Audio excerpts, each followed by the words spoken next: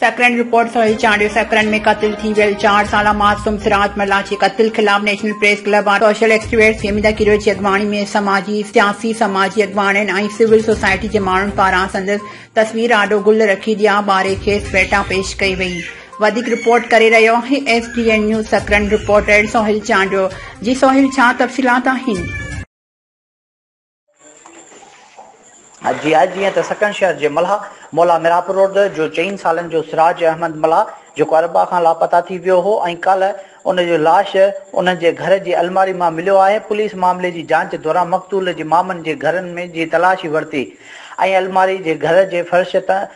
रत जा निशान मिलिया, जंहिं खां पोइ सकन पुलिस अहम अख़बराई कंदे मक़तूल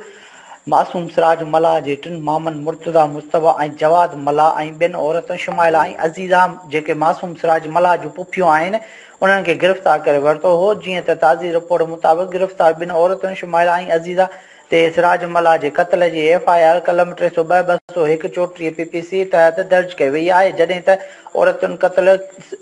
जो सबब ॿुधाईंदे चयो त सिराज जो नानो मुस्तफ़ा मल्ला सिराज खे तमामु घणो भाईंदो हो, उन करे साड़ ऐं हसद सबब खेसि क़त्ल कयो आहे। ॿिए पासे SHO सकन अब्दुल लतीफ़ थईम जो चवणु हो त हीउ इंतिहाई हिसास मामिलो आहे, जंहिं जी साफ़ शफ़ाफ़ ऐं इंसाफ़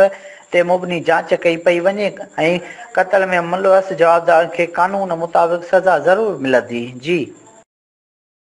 फिलहाल ही वो असांजो SDN जो रिपोर्टर सोहेल चांडियो जेको असांखे रिपोर्ट करे रहियो। सकरन में कत्ल थी वियल 4 साला मासूम सिराज मल्ला जे कत्ल खिलाफ नेशनल प्रेस क्लब वारो सोशल एक्टिविस्ट फहमीदा किरोज जी अगवाणी में सियासी समाजी अगवाणियुनि ऐं सिविल सोसाइटी जे माण्हुनि पारां संदसि तस्वीर आॾो गुल रखी ॾिया ॿारे खेसि पेटा पेश कई वई।